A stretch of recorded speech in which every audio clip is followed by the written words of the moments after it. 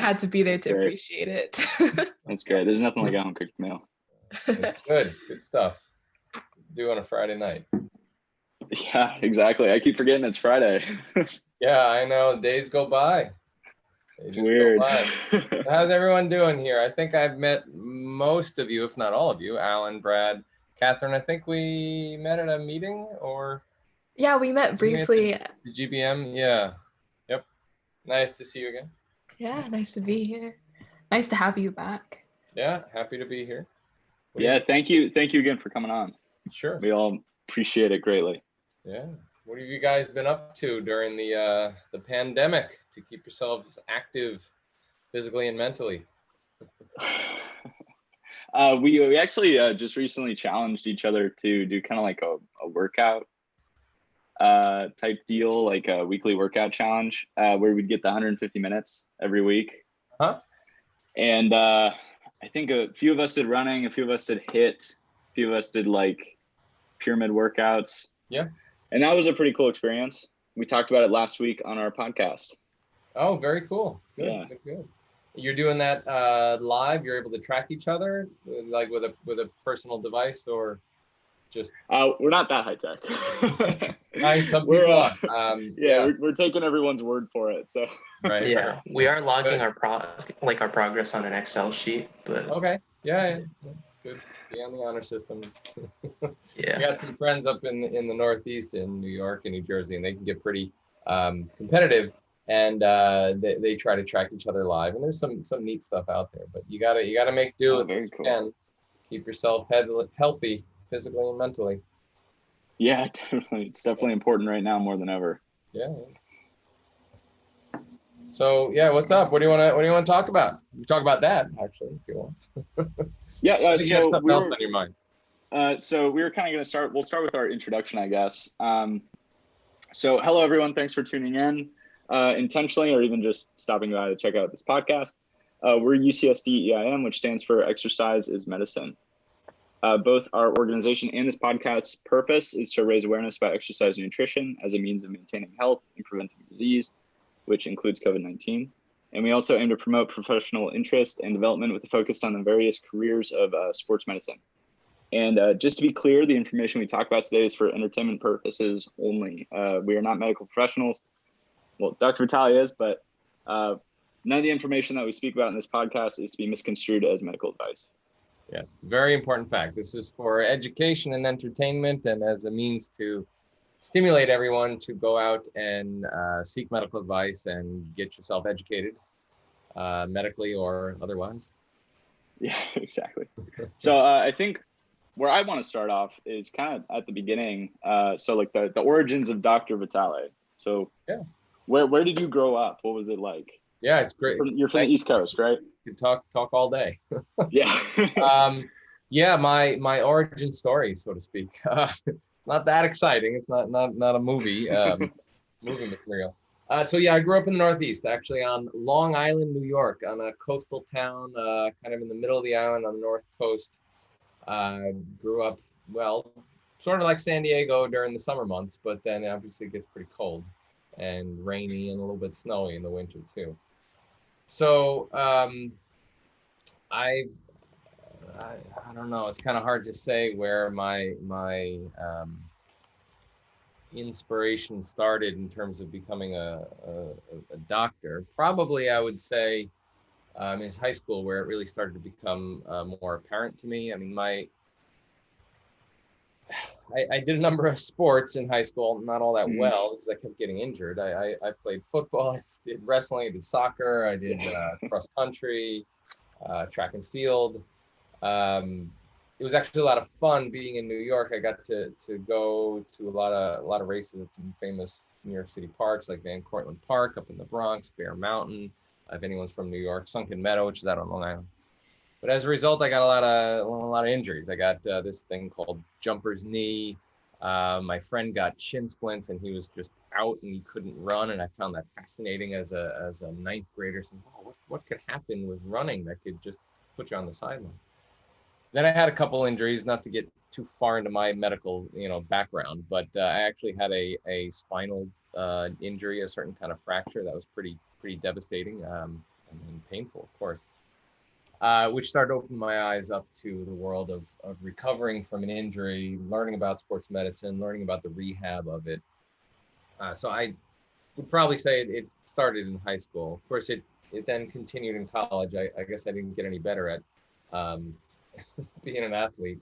I did what we all do in college. You join some league or an intramural or a club activity. I did flag football. I did Oh, very cool. softball. It was fun. I started to explore a little bit of the Eastern world. I was a very traditional American, meat and potatoes kind of guy. And then I got into college. My world kind of expanded like it does for everyone. And I started getting interested in martial arts, and I started dabbling in a little of those. And of course, got injured in those too. I started to do physical therapy when I did the first formal course of physical therapy for some injuries. And actually, initially, I thought I would be a physical therapist. I actually volunteered in a PT center. I was thinking about going to physical therapy school and becoming a PT. Let's see, was it college? Yeah, I think it was college when I actually had my first MRI, though. It was a knee injury. It just wouldn't heal and recover. And back then, this was back in the early 1990s.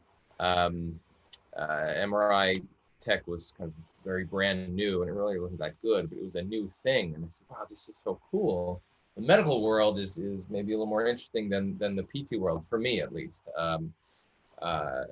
So then I started to get a little bit more interested in the medical field.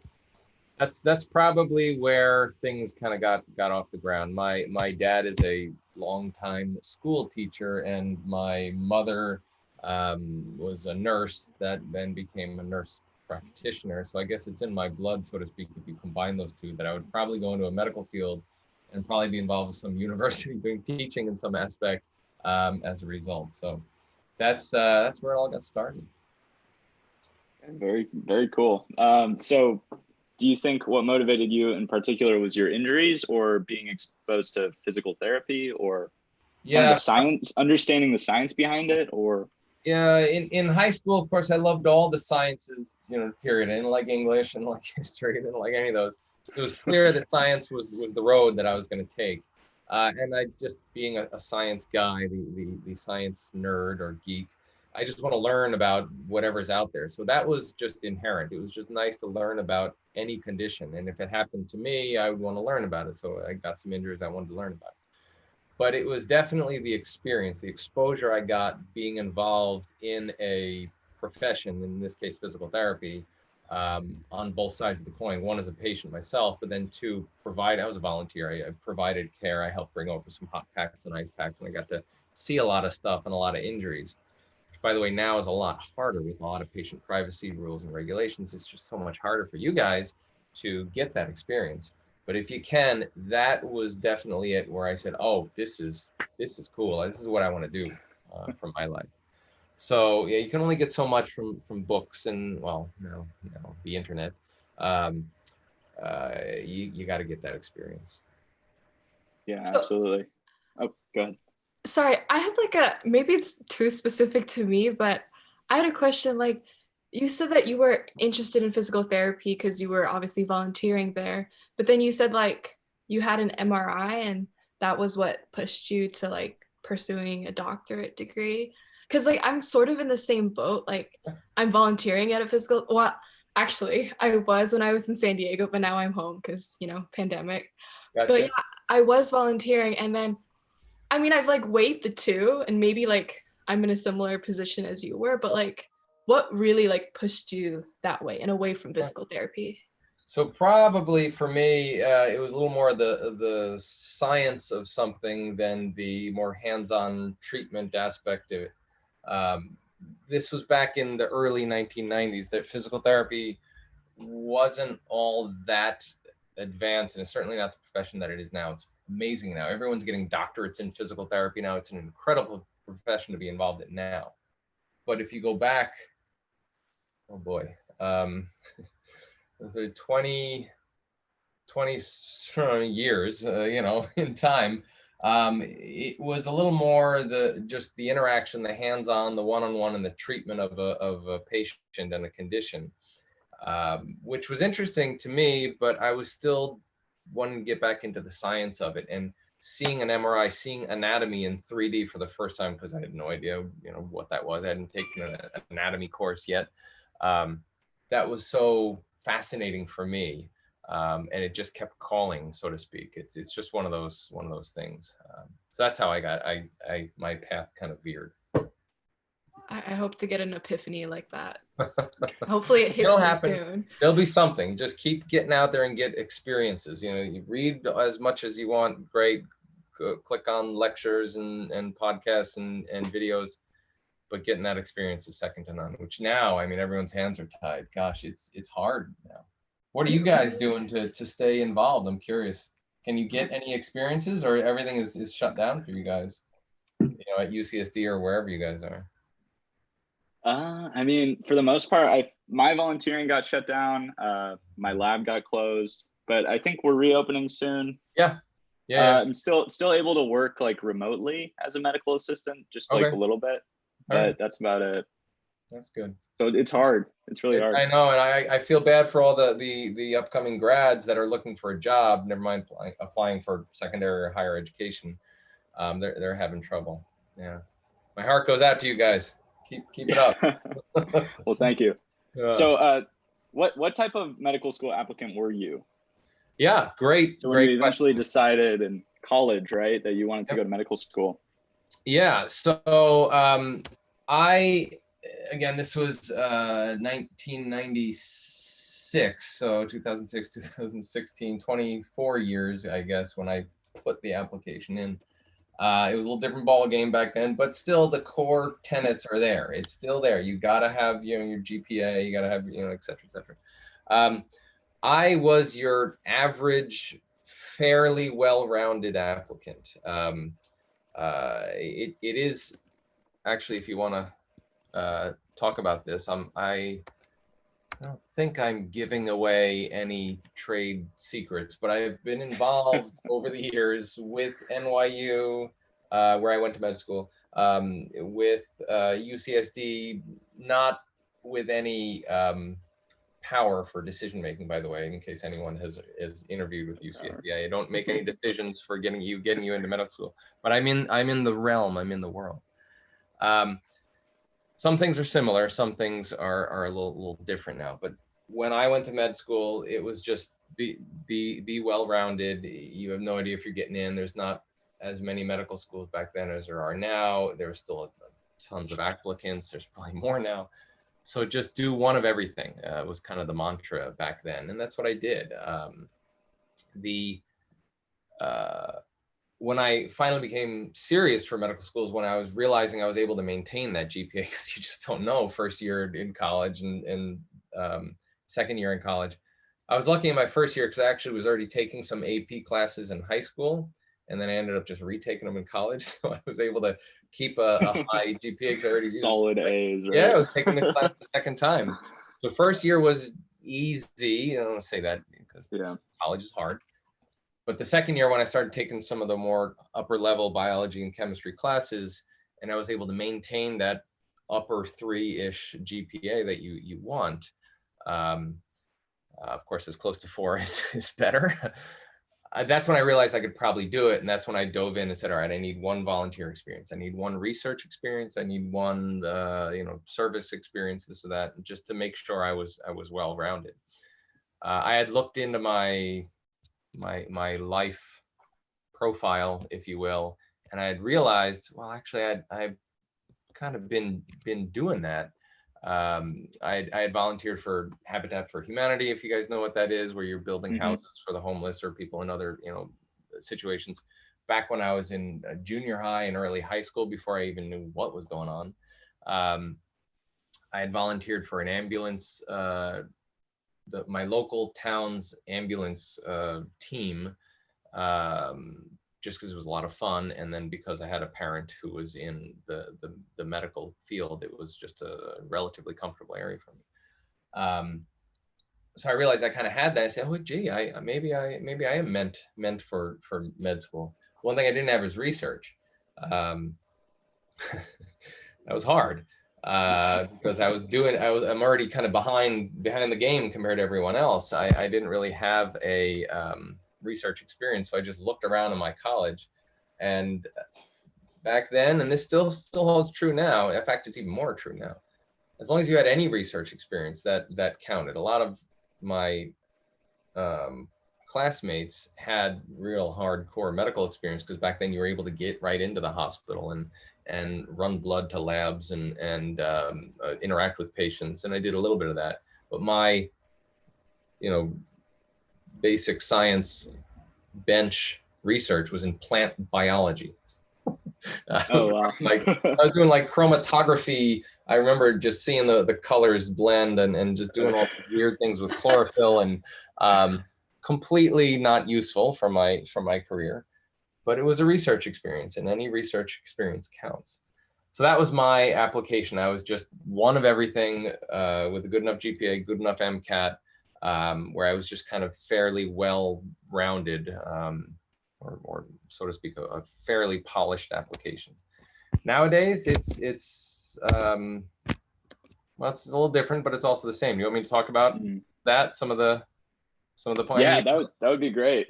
Probably already know it. I mean, it's not really groundbreaking here, but getting into med school now is still similar. I mean, the AAMC website, because now everything's on a website. It wasn't there. There was barely any websites back when I was applying. Gives you all the good information on the basics. There's that careers in medicine path that you can just find it on the website. Just CIM is what you look for, where it gives you a background. There's just the whole guide of applying to med school, and that's obviously where you should start. What a lot of people have done, unfortunately, they did it and then they didn't get in, so they got to find out what was missing in their application. The major components now for medical school, obviously, there's the MCAT, that hasn't changed, but there's a new scaling system. Mine was, as long as you had 10s in each of the 3 areas and then a letter for your English part, that was considered good. So a 30 plus kind of a letter closer to Z than A on your, which is completely foreign to you guys now. That was good. Now it's kind of in the 500s, basically. If you kind of hit your 500 or 100, is that like 125 in each of the areas. And actually most good med schools want you to be closer to 515, I think now, if I got the latest. Yeah. Some DOs like a little lower. Is that right? Yeah. What like for reference, I think like Harvard wants like 521. Yeah, I think but that's like the upper echelon. Oh yeah. But the median, I think, is 512 or 510 if I remember from the last round.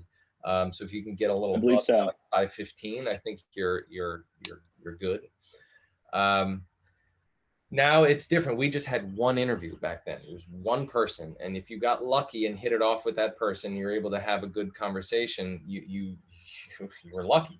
Now there's the MMI. There's this kind of multi interview panel, and you got to work on your interview skills now. It is really a skill to develop, and actually things like this where you're doing multiple people involved in a conversation. That's a good skill to develop. So keep doing that. Your overall GPA obviously still holds true, but your science GPA is being increasingly looked at because a lot of people want to do a major in art history, for example, and not biology or chemistry. So they look at that subset of the science GPA and see how you do. So a lot of people are just making sure they have that dialed in. And now, at least at UCSD, informally, where you went to school is less important now. You can go to the name brand school or not nowadays.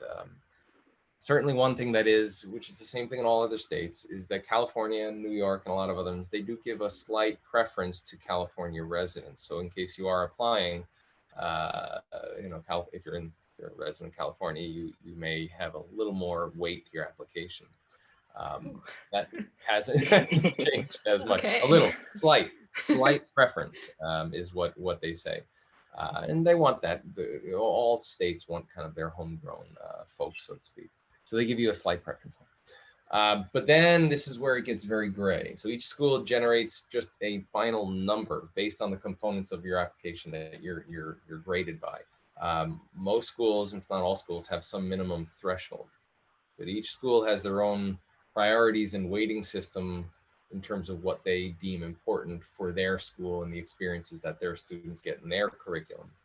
So it's good to be well-rounded still. You know, you want experiences in multiple areas. And then maybe I'm not saying anything, you know, shocking, but at least you're hearing it from someone on the other side that's been seeing this.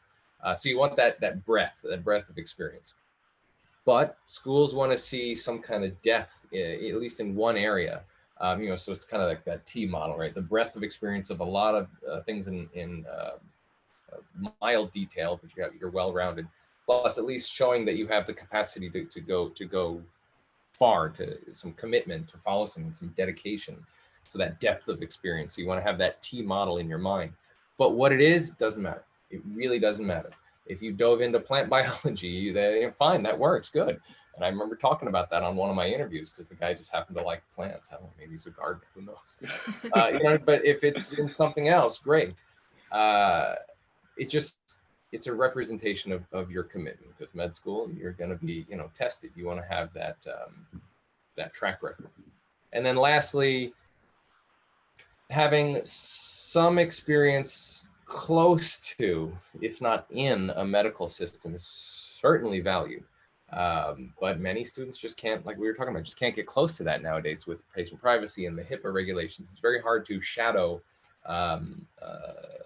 people in the medical field. So wherever you can dig out an experience or scratch out some kind of exposure to the medical world in any way, you're probably going to be a little bit ahead of your peers, because it's just so hard nowadays. That's why I was asking if you guys are able to do something, keep it up, because so many people are not. So that's med school. I just wanted to, in case you were about that. Okay, so one more question about that. Do you think sure. that your application, like grades, MCAT, that type of stuff, or how you tell your story is more important at the end of the day? Oh. So when it was in my day, the grades got you in the door, the interview got you the job, kind of thing. That old history. I was fortunate to have a good enough GPA that I was able to get an interview, but I failed each one of them. I had horrible experiences in my first 6 interviews, I would say.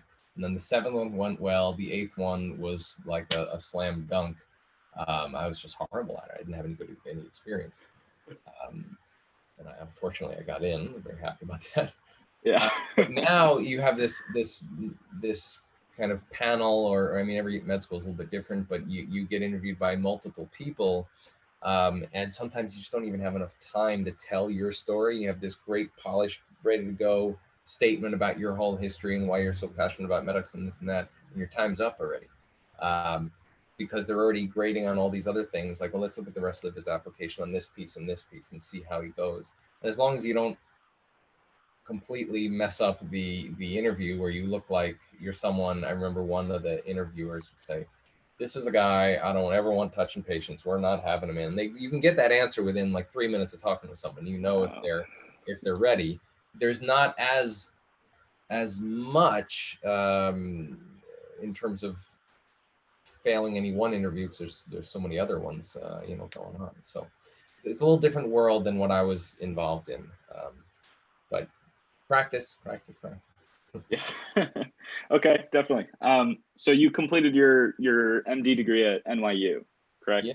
Yeah. That was fun. Talk about that. Yeah. Probably the most. Was it hard? Yes. It's neat now to be involved at UCSD, which is a public institution, everything very transparent, and being involved in the major regents of the UC with all the other UCs, UC Davis, UCLA, et cetera, et cetera. That was a private institution, NYU, in more of the kind of traditional world, the more closely to the Ivy League type of schools. It was very traditional, very book-based, very lecture didactic-based, where someone talks at you and you just better learn it and then reproduce that on the test and learn and regurgitate, so to speak, is what they kind of talk about. Just spit it out, what you just learned on a test, and you pass. It's very different now, but it was very hard. We had these amazing lectures that were so detailed in immunology or microbiology, going much farther than you would actually have to know, because some of them were PhDs, not necessarily MDs, and they weren't practicing medicine. They were working on their research, and it was great to learn from them, but it was intense. I was fairly lost actually in medical school. I did not have any doctor that went through medical school in my family, so I had no idea what the process was. I didn't have a careers in medicine type of thing on the AMC, or some medical schools actually have a careers in medicine elective now that you can take. I think they still have this, right? There's this personality assessment type of thing on the AAMC website that kind of matches your personality with a career. They didn't have any of that. I just kind of thought everything must be important. You know, college, okay, I got to learn organic chemistry just so I can pass the MCAT and then get into med school, where everything is actually important. I'm never going to use physics in medical school. I didn't think I would, but you do sometimes, amazingly. So I didn't know, and I thought everything was I'm going to need to know this for the rest of my life. So I was studying everything like I had to know it all, and it's not exactly the case. If you go into dermatology, you might not need to know the inner workings of the vasculature of the heart if you're not ultimately going to be putting in stents and cannulating, people with heart attacks, and then vice versa. But I thought everything was important, so I got really overwhelmed, and I was kind of swamped at one point. In the first year during the winter semester or quarter, I was having trouble keeping up with coursework because I was trying to learn everything and read everything and not able to kind of see the big picture. I wasn't, my exam scores were starting to slip. I was wondering if I was going to drop out, so to speak. But I was lucky. I had some supportive friends and family. I remember one friend very, very well, one of my good friends, would visit me in New York City and hang out on the weekend, and told me, just do what you want. I said, do what I want. I thought I had to take all the required courses, which, like biochemistry, microbiology, whatnot, which weren't necessarily what I liked. And I thought I had no choice. I had to learn everything in medicine. But I just got overloaded, and then I realized that there was another kind of, so to speak, aha moment where I realized, yeah, you're right. If I don't go into bugs and drugs in the world of microbiology and infectious disease, and I'm ultimately not going to be prescribing a lot of antibiotics for my career, I might not need to know every single last detail, and then I can focus on exactly what I want. So that was very, very exciting, and it kind of reignited the fire. But it was tough for quite a while there. So you started focusing on like anatomy and physiology kind of stuff, or? Yeah, absolutely. So it's kind of interesting how kind of that reignited the fire, so to speak, in the spring after the winter. It actually just happened to be when the coursework was moving to the orthopedic, or the MSK, musculoskeletal block. And I had a lecture by a sports medicine physician who gave the anatomy lecture of the shoulder. And I was just, that kind of helped just hooked off, and I got inspired. And this was great. He, at the end of the lecture, he said, yeah, we have a little work study program over the summer, because over the summer in your first and second year, you do have the summer off. And a lot of people use that to do something like get a publication or something else to build your resume yet again for residency. And he kind of very quietly mentioned it, and I just kind of ran down the steps as soon as the lecture was over, said, I want to do that. It was great. And that's where I got exposed to the world of sports medicine and rehab medicine. I got a chance to start to work with physical therapists. which was nice because it was kind of nice full circle there. And I got exposure to the medical field of PM&R, physical medicine and rehab, which I ultimately went into before I then did the subspecialty in sports medicine. That was kind of unique because my medical school at NYU had a very strong rehab program. They were heavily embedded in, they had a freestanding rehab hospital there. You don't get that experience at other medical schools. For example, UCSD does not have that here. It tends to be a little more of an East Coast thing, so to speak, compared to the West Coast, because the field and the medical subspecialty developed more in the East Coast and then the Midwest and kind of progressed towards the West Coast. So yeah, that was a lot of fun, and I just kind of hit the ground running from there. I can tell you about other experiences I had if you want. Yeah. So do you believe that that work study program helped you gain your residency at NYU as well? Yes, 100%. That's a great question. Yeah. The summer experience between first and second year in med school is very important, and it still is to this day, because you're still largely doing college type of classes. You're in the classroom first year and second year, and then in general, the third year and fourth year out in the wards, in the hospital, in the clinics. Medical schools now are transitioning you. So you do have one or two classes right from first year where you're immediately in the hospital and getting exposure and learning to clinically correlate your basic science teaching with what's happening, which is great and very progressive and integrative, and that's awesome. But it's still in general 2 years. And in between that first and second year, you have a free summer. You're not yet studying for the STEP exam or the boards. It's wide open to you, but now you have a whole year of medical training. Plus you got the all important ID saying, now I am a medical student, so you can shadow finally and volunteer in all these different areas, kind of wherever you want. You just got to find a doc that'll take you on in that medical school, because you're both, part of you're both either a student or a faculty and have an appointment in the same system. So that was incredibly pivotal. Yeah. And I remember other students would pick an emergency, the emergency room work study elective shadowing experience, which was another really popular one. Some people just didn't know what to do and they just picked it. And sure enough, in fourth year, they're applying for an emergency medicine residency because it still resonated with them. It was such an exciting experience for them. So that, once you get into medical school, that's a great opportunity for you guys to do. Yeah. What else can I? Yeah, go ahead. I had a quick question. So when do you have to, or when can you stop building your resume? I mean, I know that doesn't sound great, but I'm just like, it's like intimidating to hear that like you're always having to like add something. Very valid question. So in general, yeah, once you're in medical school, you're done. You're in. You made it in. You're not going to flunk out. They can't really fail you, so to speak, in the traditional sense. And as long as you keep just plugging away and doing your classes and going through all the rotations, you'll graduate med school, you'll get a medical degree, you'll get into a residency, and you'll continue on with your life.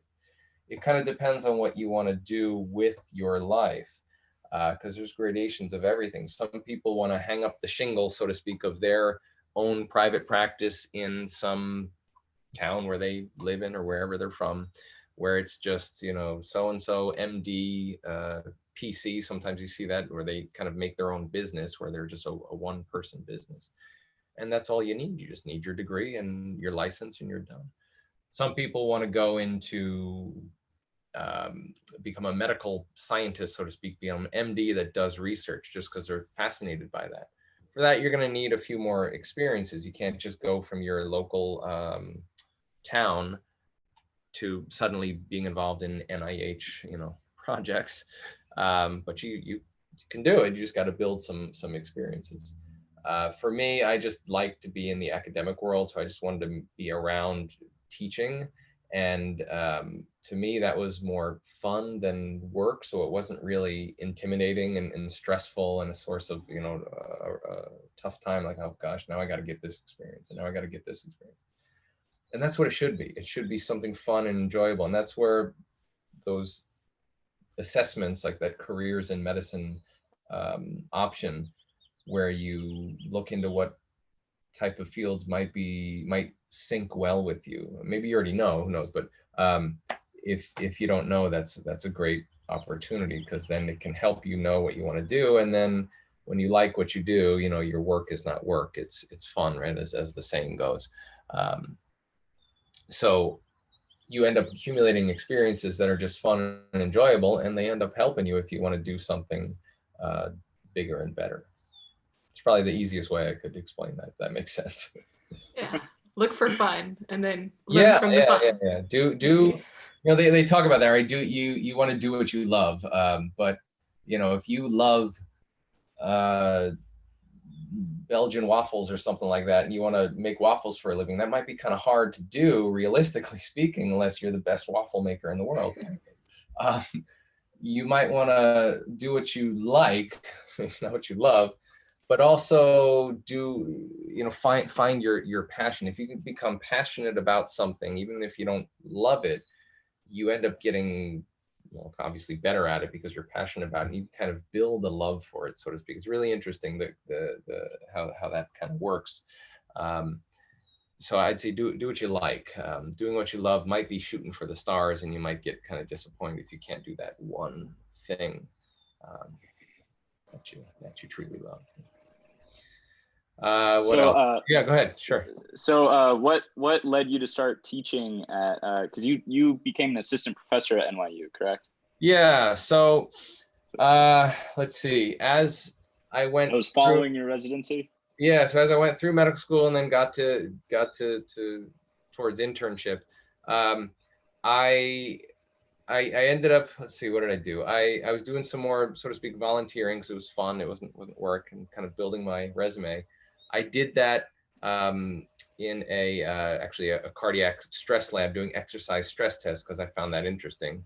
I have someone in my family history that had a heart attack at a very early age, and it was incredibly inspiring, humbling, a little scary at the same time, but almost empowering, that I want to learn more about that. And that also just continued to drive that wheel of exercise and as a form of medicine and health. And volunteered for some exercise stress tests. One point I started thinking about doing acupuncture as a form of kind of healing and rehab, because probably from some of that influence in college, doing all those martial arts things.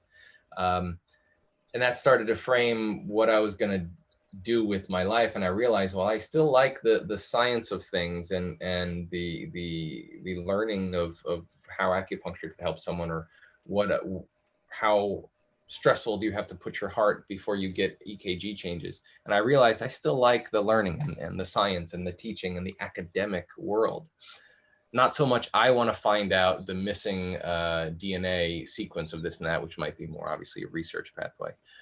Or I just want to dive so far into patient care and just want to be the guy in the emergency room that gets called in at midnight to do this amazing procedure to save someone's life, which is incredible, but that's not really me.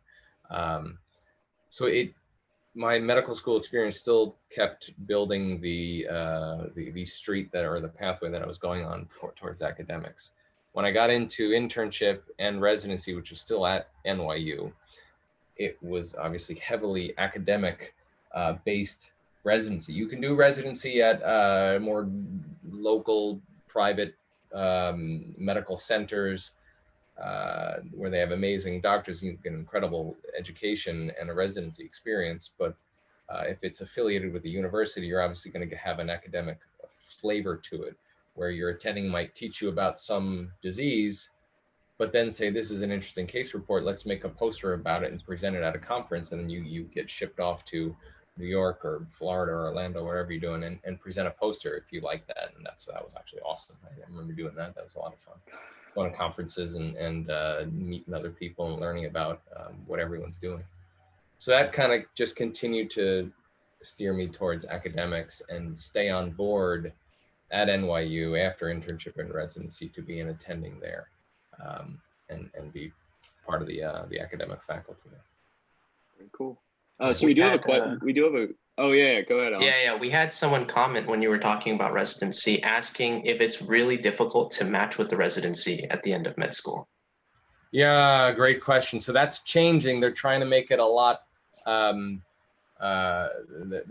trying to come halfway, so to speak, because before it was like it was a complete roll of the dice sometimes, and people were devastated when they didn't get into the residency program that they wanted to, or sometimes they had to because, for example, they might have had a significant other or a spouse that was already in some other residency, and they pretty much had to move to that city to be able to see their other half, and they didn't get into the residency program. It was kind of tough luck. Now they're trying to help out, and they're trying to make it a little more palatable. And for students who are applying, they're giving you that hierarchy kind of tiered list where you put people in your put programs, not people, in your kind of top 2 or top 3. And there's some kind of code words that you put in on there, like I am extremely interested in this program versus I'm very interested in this program kind of thing.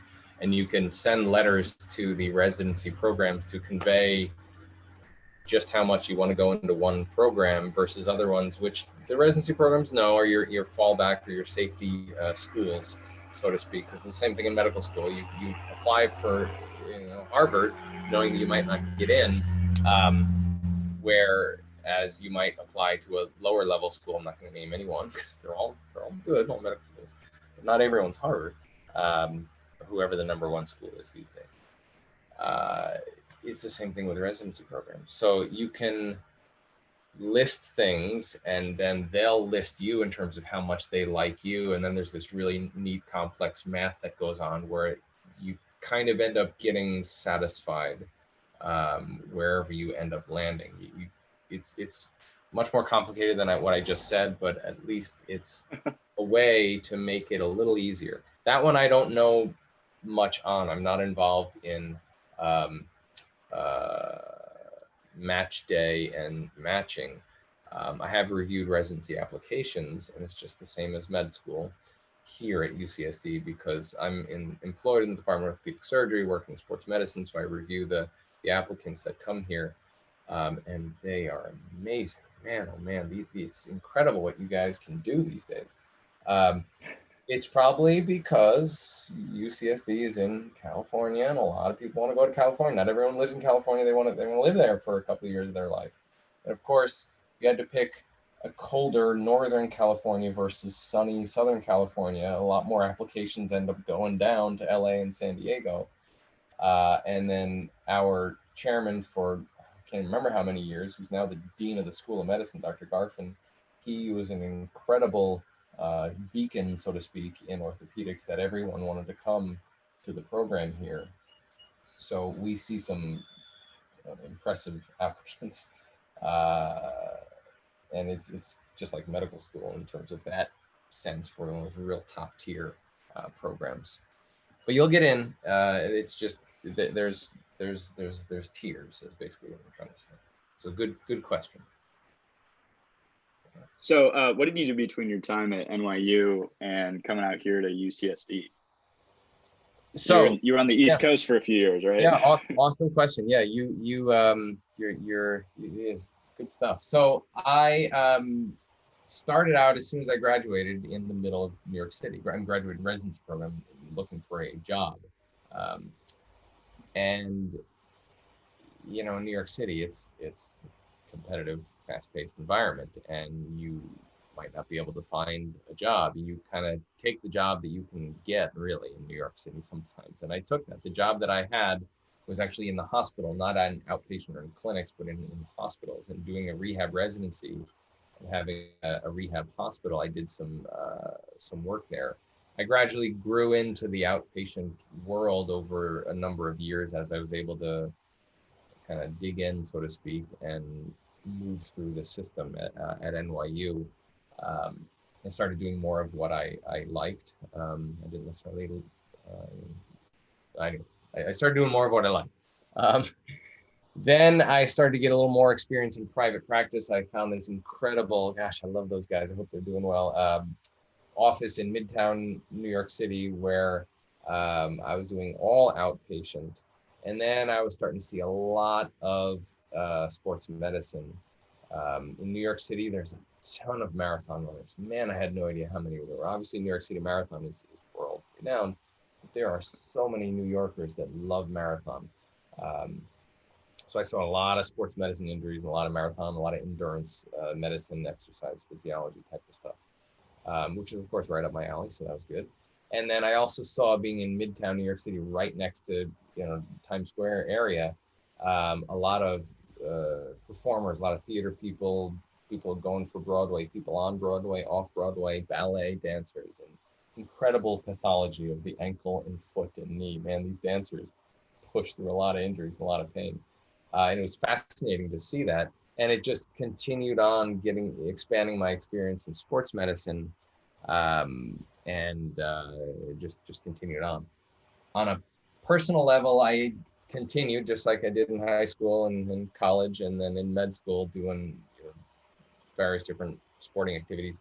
I ended up playing on a amateur baseball, not softball, actual baseball. And these guys, man, they could sling it fast. I mean, I was in my 30s then, and these guys are good. It was a lot of fun, and I got a lot of more baseball experience. I started actually doing some medical event coverage for the baseball league there too. So I just continued on getting more and more sports medicine experience and exposure.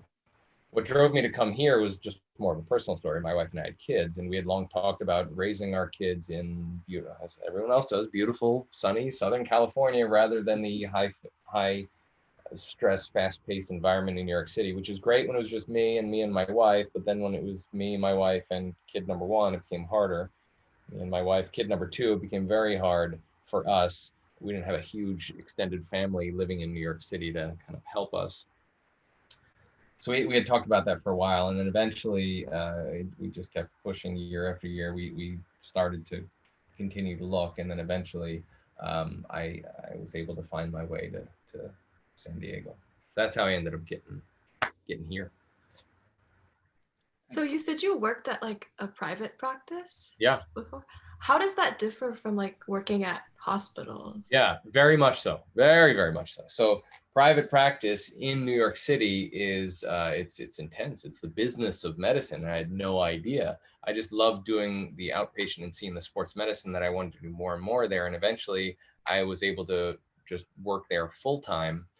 And to work full time as your own doc, your own boss, so to speak, you have to really get into the business of medicine. So I actually ended up having an MD-PC. I had my own business corporation as a physician, and I did that for about 4-ish years or so, and I didn't like it. It was not for me. Some people love it. Some people really get into health policy and insurance and the intricacies of that, which is fascinating, and only getting even more technical. So if you have a passion for that, like numbers, math, economics, while you were in high school and college, you would be in high demand, because it's just so hard to navigate that world. So I ended up realizing that wasn't for me, and was able to, so to speak, get out of that and slowly phase that out. And as I started finding opportunities in San Diego and was able to transition here, I got out of that. So it was different. Being in an academic world, it just felt more comfortable to me, because you're in a pack of a lot of people, and you can get support and resources around you.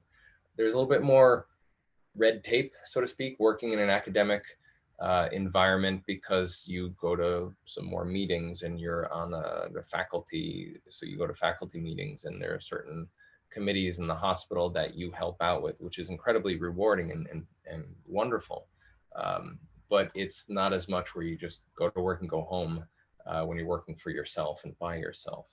So it's a trade-off, one versus the other. Some people just hate meetings, absolutely, and some people like it. Yeah, so that's the difference. So it's a great question that I was able to experience. So I was happy that I was able to get a nice experience of a lot of things: inpatient, outpatient, academic medicine, private practice, business of medicine, and now kind of coming back to ultimately what I really like: outpatient in academics with teaching. So does it require, oh, sorry, go ahead, Kath. No, it's okay. I was gonna say, does it require any like additional education or anything like that to start your own private practice? Yeah, Or no, is I it's didn't. just I a just, business license? yeah, just winged it. I just went right in and said I had to do this. I had no formal education on it, and you learn. There's on the job, learning, so to speak, as you learn.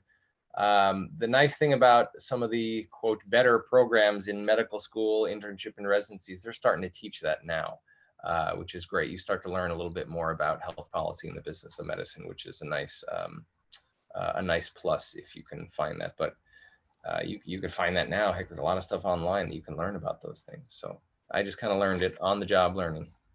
On the fly. So what's your career like now at Yeah. UCSD? So Like, what's do you have a the good work-life balance? I I know I that's a big I thing. do. I am very lucky and fortunate to say that. I actually have a pretty good balance. I'm actually realizing as the sun is setting here, it's getting a little dark. I feel like I should turn on the light here. Yeah, Can you go see me ahead, go okay? ahead, go ahead. Can you see me okay? Or We can. yeah, okay. Do you want me to turn on the light? Actually, I wonder if I could turn on. I have to move over to it. Hang on. All right, go ahead. Yeah. I worry about the same thing sometimes. Like when the Yeah. sun sets, I'm like, Hang on. Ew. Maybe that's a little better. Well, I'll keep working on the lighting here. So what were you talking about? So your work-life balance. What is Oh it yeah. like now at UCSD? So yeah, I'd like to say I'm fortunate and lucky. That's a little better now. There's a little bit of a glare there. There we go. But I worked very hard to get that. I worked very, very hard to get that because I had a nice experience of all the different pieces of medicine that I was able to learn what's good and what's not, and what a good work-life balance is, and unfortunately, what a tough working condition can be like. So I realized that I like being in clinic more than in the hospital. I liked more of a 9 to 5, and it's not 9 to 5. It's a little bit more like 8 to 5. Sometimes 6, that does happen. But then oftentimes when I do more of that, I can find other gaps in my schedule where I don't have to work a full day, where I can just work a morning and have an afternoon off. So there's ways that you can balance your schedule. So now going to work is more enjoyable. It's not not as much of a source of stress. I do like being in the academic world because it actually gives you more of those freedoms where I can have some flexibility in the schedule. If I want to, or I have to go to a conference or present a poster or a paper, I have that flexibility to just take some time off to do that. And they help out even with funding and reimbursement. Whereas if I was in private practice, I could work whenever I want and don't work if I don't want, but I got to pay the rent and got to pay the overhead for that office that I'm working at. And you tend to just really end up being a workaholic, so to speak. And if you like that, that's great. But I didn't. I liked the academic world. So I was able to engineer a balance in my schedule where I have some time to do lectures and do teaching. I have some time to present a poster and meet people at conferences and talk with other sports med stock and collaborate on projects, which is so much fun. Plus enough time in clinic where I'm just doing my typical work as a doctor, seeing patients, prescribing drugs, doing injections, ordering MRIs and x-rays, putting on braces and splints and things like that, which, by the way, that's my day in the life. If you were going to ask that question, we can talk a little more about that. So I've been able to develop a nice balance. The big reason I came to UCSD is because I was looking for that. I was looking for a place that emphasized your overall well-being, and UCSD is great for that. No, I went to Rutgers in undergrad, and in a big state school, like 50,000 students. You're kind of you get lost in the masses kind of place. NYU, a real traditional, when I was going to it, school where you do this lecture, you take this test, you do what we say kind of thing. There's not as much flexibility. But I found UCSD and I said, oh, this sounds great. This is for me. So I was able to, so to speak, create or engineer that work-life balance into my life, and it's great. It's a lot of fun. So, what is your favorite part of sports medicine? To go off here. Yeah. So, gosh, that is a hard question. I don't get asked that one a lot. Okay, what about this? So I know this is kind of cryptic, but what is your favorite injury? Yeah, no. These are great questions. I wanna try to figure this out here. So,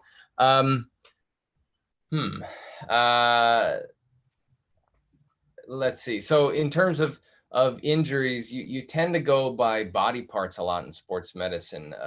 Okay. It's kind of the way orthopedics ends up going into. If you end up doing surgery, you kind of have to do that. You're either a foot and ankle surgeon, or you're a spine surgeon, or you're a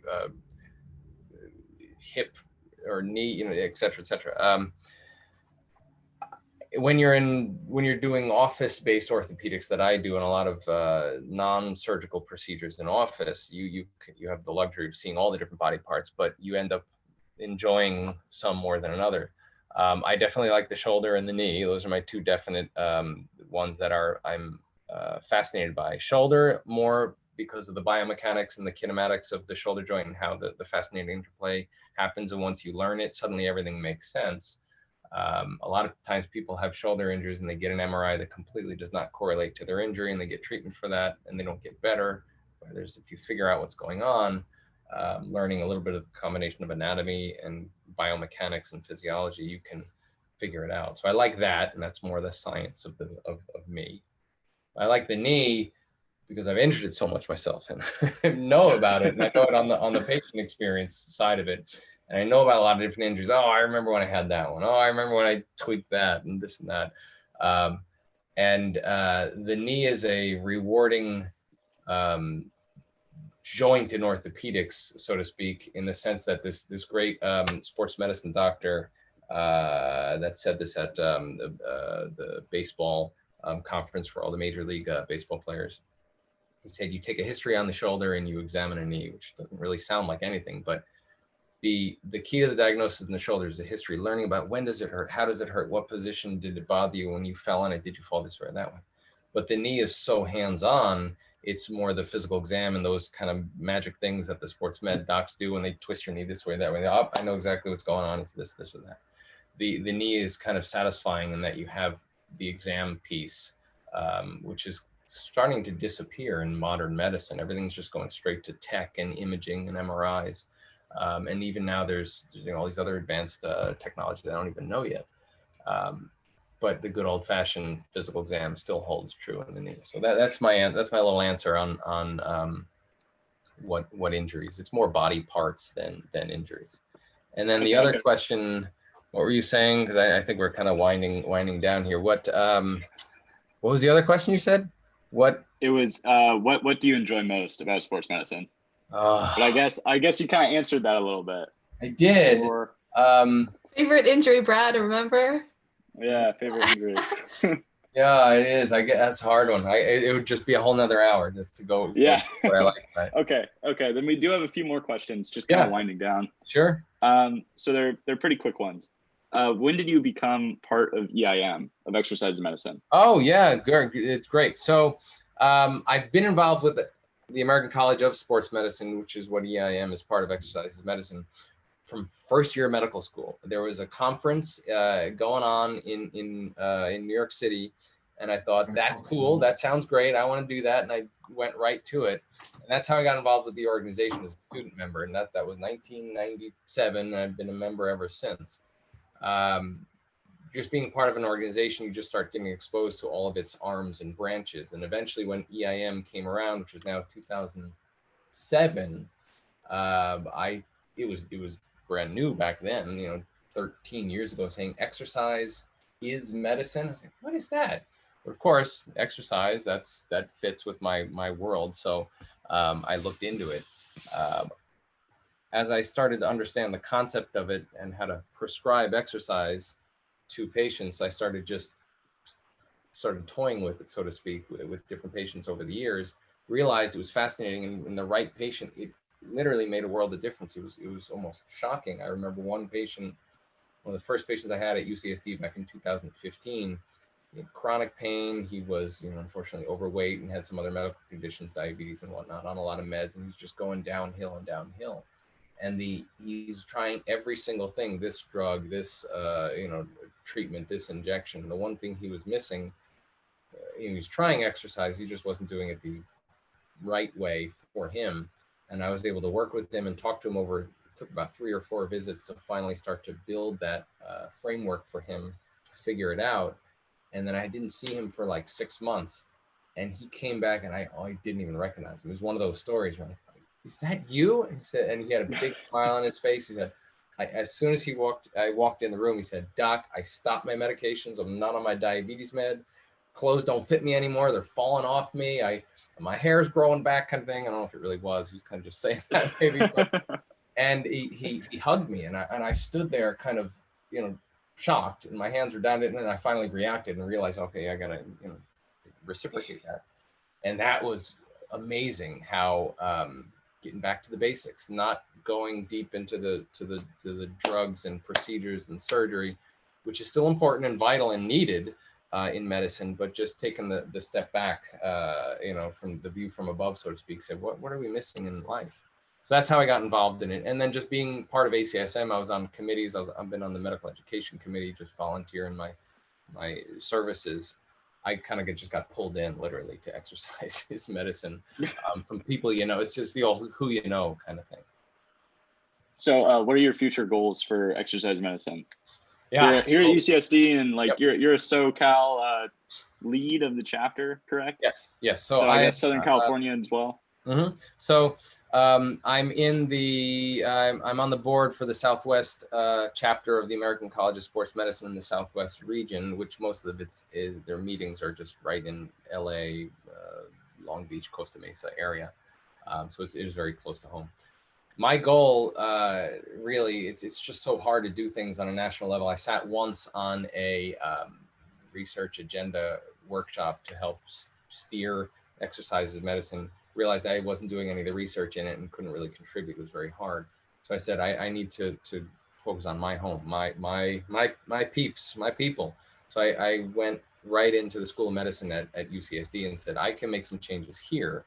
I want to focus on that. So that's been my goal.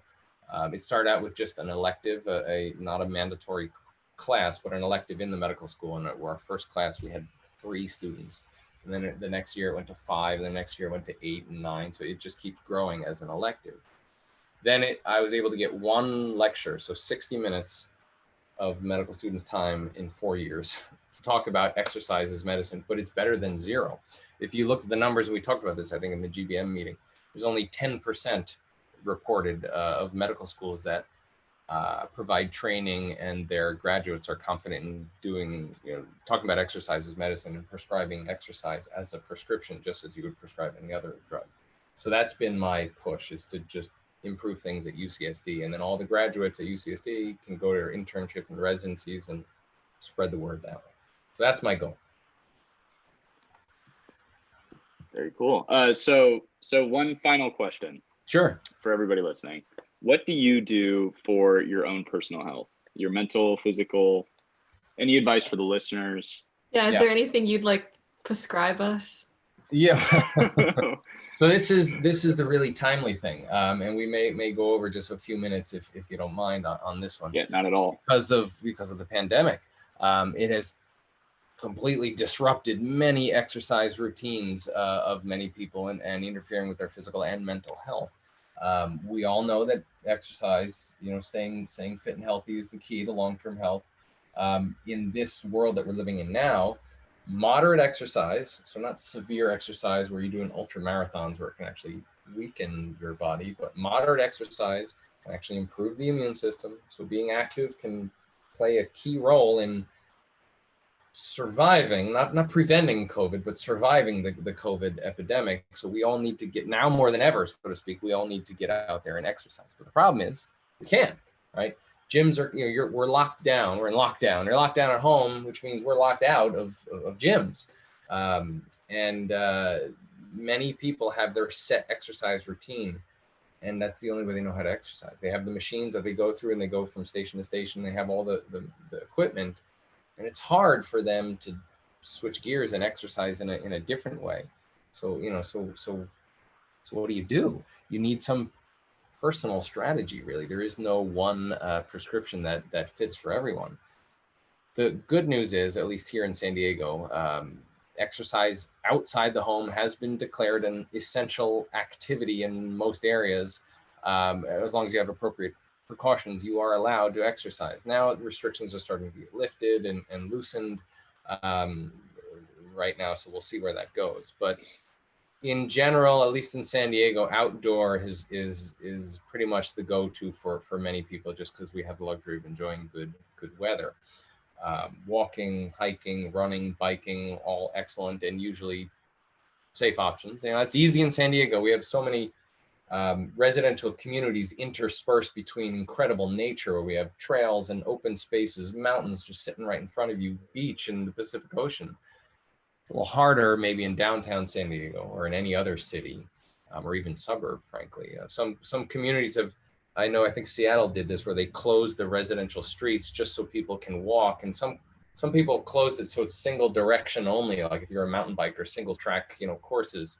They've done that in streets now, where one sidewalk you walk in one direction, just so you don't pass people and in theory spread coronavirus. But it's still outside walking.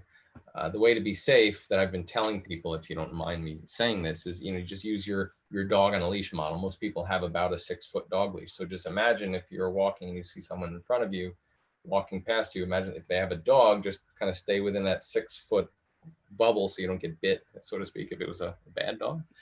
But the neat thing of the research that's coming out, and this is part of me just being the geek about it, I started looking up studies on this. There's one neat study, I think it's in Belgium or the Netherlands, or maybe both, I can't remember, of the slipstream effect. Have you heard about this? So apparently, you know, if you're walking, you know, these studies of the 6 feet model was based on room air, indoor air that's not moving. When you're outdoor, there's a little bit of a slipstream when you're running. We don't run that fast. Things are just flying past us, but particles are going past us in a slipstream type of effect. And that 6 feet is not really adequate if you're behind a runner. You might need to be more like a couple meters, like 4 to 5 meters behind someone. Because it's been shown that when you're breathing hard, there's more virus expelling. I think there's that, I don't know if you're following the news, but I think there's like an Oregon church choir or something that was doing a lot of singing, even though they were physically, I think, practicing appropriate social distancing. They were singing so hard that they were spreading coronavirus that way. Wow. And obviously, same thing with running, jogging, and whatnot. You're breathing hard. Even if you have a mask on, it can go behind you if you're behind that person. Biking is even worse. I've gotten into cycling since I've come to San Diego. If you're riding fast, it can be even as far as 10 meters or 20 meters. It's pretty fascinating stuff. So you just have to be careful. Go outdoors is the key, because that'll help your physical and mental health. Sunlight, fresh air, seeing other people in the world, you know, instead of being, you know, locked down at home, it certainly helps. But just be a little safe with that. The other stuff in terms of exercise, you know, if you don't want to be outdoors, or if you have concerns that if you're really truly safe outdoors, as a lot of people do, people are still scared of that, and I understand. Well, then exercise in your home. And now with the internet, my gosh, it's so easy to find so much. There's calisthenics, there's strength exercises, cardiovascular activities, balance exercises, stretching, you know, on the internet, yoga, tai chi, stress reduction. It's fascinating what's out there. That one is just pick whatever you'll keep doing, because you get bored doing the same thing over and over again. So just pick one that you like. If you happen to own an old piece of exercise equipment that just kind of sat in your garage, well, now's the time to dust it off, so to speak. I remember that's one of the American College of Sports Medicine past presidents kind of said that recently, and I thought that was interesting. So there you go. That's probably my recommendation there. I wanted to say that because that's a lot of people ask about it. It's a struggle, but we can get through this. We're all in this together, as the saying. We are all in this together. Well, thank you very much, Dr. Vitale, for coming on and talking to us for so long about your journey and everything. Absolutely. We really appreciate it. Sure. And I wish you all the best of luck. Keep at it, push hard, and we'll be in touch in some way, shape, or form when after you graduate, and for other people who are taking over the student organization. Absolutely. All right. And to all you listening, make sure to sign up for our newsletter. We'll be here next week. Follow us on Facebook, Instagram, everything like that. Thank you for watching. Thank you for listening. Have a great day, guys. Stay safe.